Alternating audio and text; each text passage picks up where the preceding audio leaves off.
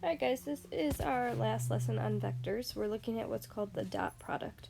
And this is weird because we've already done adding and subtracting with vectors, and when we added them, the i's stayed together, the j's stayed together, and the i's and j's came in and stayed in the problem. But for multiplying, we're using the dot product, and what happens is actually the i's and the j's drop out. So your answer is just going to be a number for all of these. So let's write this first one out. This is going to be 7i minus 4j dot, that's how I know it's the dot product because of that dot, 2i minus j. So what this says is we're still going to keep the things with the i's together, but the i's are going to drop out. So it's really just going to be 7 times 2, and then the important part of the formula is that it's plus between those. And then these two are going to go together, but again, it's just the coefficients we're worried about. We're not going to include the j. So one coefficient is -4, the other one is -1. So then if I multiply, I get 14 plus 4, and my answer is just 18. Again, your dot product is just going to give you a number answer. It's not going to give you a vector. We call that a scalar answer. So you'll see that in some of the directions. So then look at B. B is the same two vectors, but a different order. Let's see if this keeps the same answer, or if we get a different answer.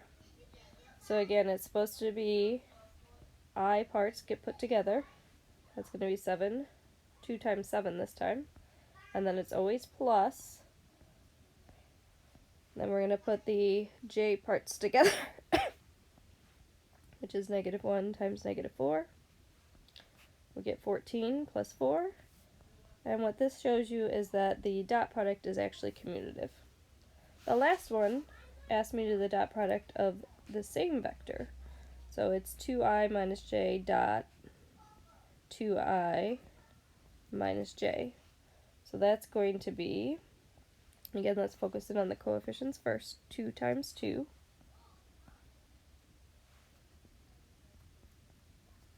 plus, then it's going to be -1, and -1 are those coefficients. And remember, if there's not a number in front, that it really does count as -1 and -1. And then that's going to be 4 plus 1, and we get 5.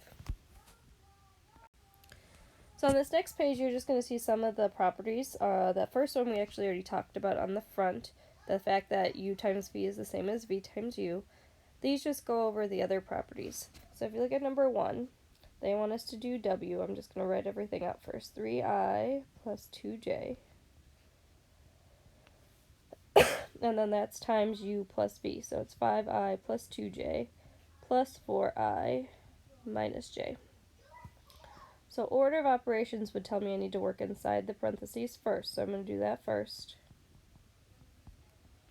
That is going to give me 9i plus j. But now, so when I add them, the I and the j stay. But now I'm doing the dot product. Now those are going to drop out. So I'm going to do the -3 times the 9. That's going to give me -27. And then I'm going to do the 2 times, that's an invisible 1. That's going to give me 2. And my answer is going to be this number, -25. If you look at number 2, it's actually the same letters, but they distributed out the w. I just want to show you that that will give you the same answer as well if you decide to distribute and multiply first before you add them together. So that's u times, or w times u. And then we also have to do w times v. So if I do w times u, I'm going to do this part first. That's going to be -15. I'm doing the dot product right now, so the i's and the j's are dropping, plus 4. And then if I do w times v, that's going to be -12 plus -2. Put those together, we get -11. Put these together, we get -14. And then add together, we get the same answer as number 1, -25. Okay? Number 3 is doing a similar thing now with just a constant. So this is going to be 2 times 4i minus j. And then once we do that, I'll put parentheses around that, dot w negative 3i plus 2j. So we're going to do the times 2 first. I'm just distributing that scalar. The I will stay, the I and the j stay when we multiply by a scalar. The only time it drops off is when I do a dot product, which is what I have to do next. So since now I'm doing the dot product, they drop out. We get negative 24 plus negative 4, which is negative 28. And if you look at 4, this is just having you do that in a different order. It's saying keep the 2 on the outside. Let's do the dot product first. So in a problem like this, you would be in charge of deciding what you wanted to do first. But if I do the dot product here first, and I do this section first, that's going to be negative 12 plus, when I do the dot product, we add between those. I almost messed it up. Be careful. Plus negative 2. And then we would still have this 2 on the outside. So that's 2 times negative 14, which is also negative 28. So this is just proving to you that those properties up at the top actually are true. Alright, this is a big place where the dot product comes in handy. If you just look through, I know there's a lot of math up here, but if you look through up here, what they have done is they've set up a picture where they drew two vectors, v and w, and then they connected it to make a triangle. And if you wanted to know the angle theta in this picture, you could figure out what u is by just doing subtraction. That actually ends up being the subtracted vector. And then you could fill in those sides, and all they're doing here is they're using law of cosines to work this all out. What's important is that you understand that that's where this formula comes from. I'm not going to make you do all of that work. You just need to be able to use this formula, and I actually like to take this formula one step further and solve it for cosine theta. If I get the cosine theta by itself, it'd be the dot product over this part with the double lines. Please, please, please remember that these double lines mean magnitude. So this is asking you for the magnitude, and this up here is asking you for the dot product. So that's what we're going to use on the next page to help us find the angle between two vectors. This is our formula. This on a quiz or a test I would give to you. You don't have to memorize it, you just have to be able to use it. So I'm going to write it right at the top. Cosine theta is equal to the dot product over the magnitudes.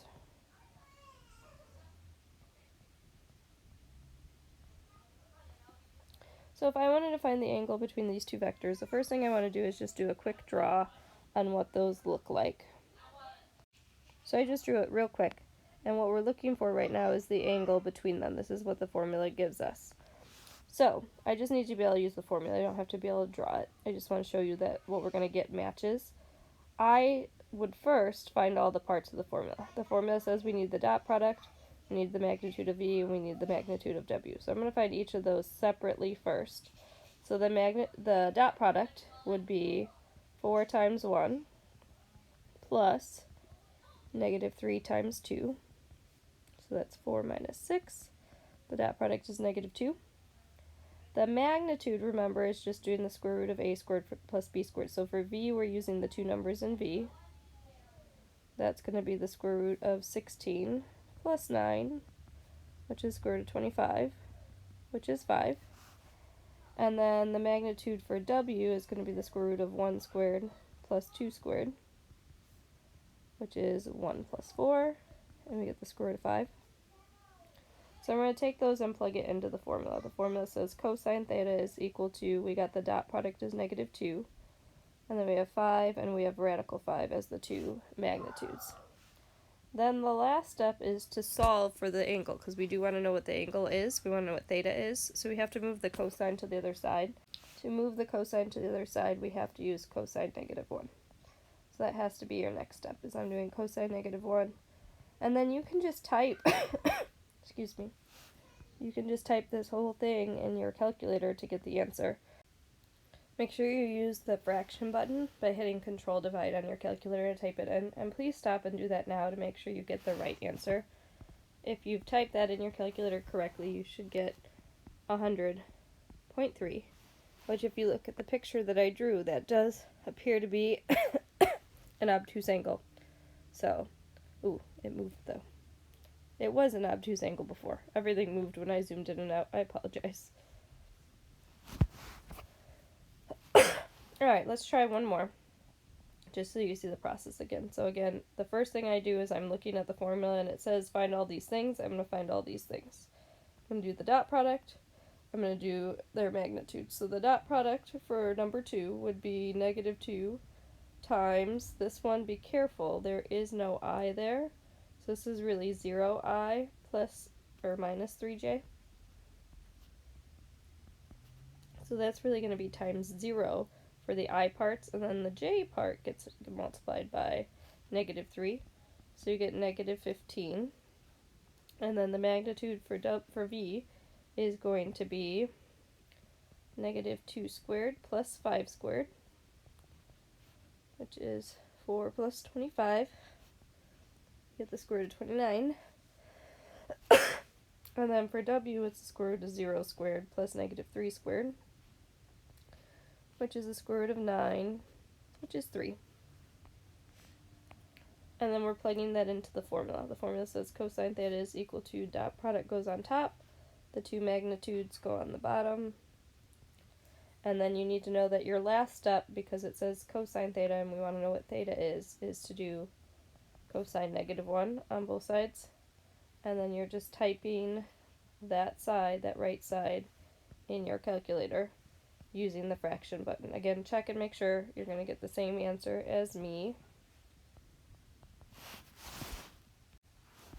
This one should come out as 158.2 degrees. So I just want to graph that for you real quick to show you what it looks like.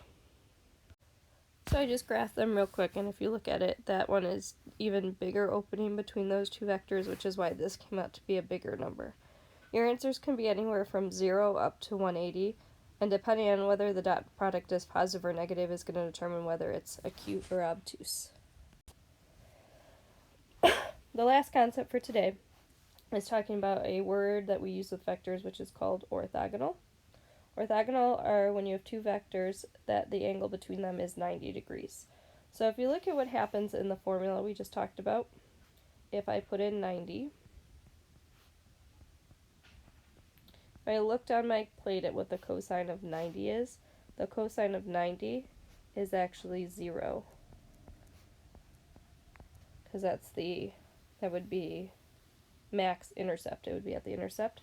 So that is going to make that whole side end up being 0, which means the left side is just left over. It tells us that the dot product equals 0. So you will know if two vectors are orthogonal, meaning they're 90 degrees, or just a fancy word for perpendicular.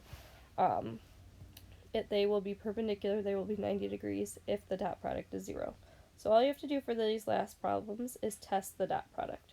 So I'm going to do v dot w right now, which means I'm going to do the I number times the I number, plus the j number times the j number, but I'm dropping the I and the j. Excuse me. We get 4 plus -6. We get -2. So we know these ones are not orthogonal because we didn't get 0. And then if you look at the last one, that's going to be, if I do v dot w, that's going to be 8 times 3 plus 6 times -4, which is going to be 24 plus -24. And we do get 0, so these guys are orthogonal. So that's all you have to do to check for orthogonal, is see if the dot product equals 0. If it's equal to 0, the answer is yes. If it's not equal to 0, the answer is no. Alright, there is a class kick for you to do today on what was covered in the notes. If you need to flip back and forth, please do that, especially for the one you need the formula for. But you need to make sure you show all of your work, and then there is a worksheet posted for homework, and we'll have an in-class assignment tomorrow. Alright guys, hopefully these are going well. Talk to you soon.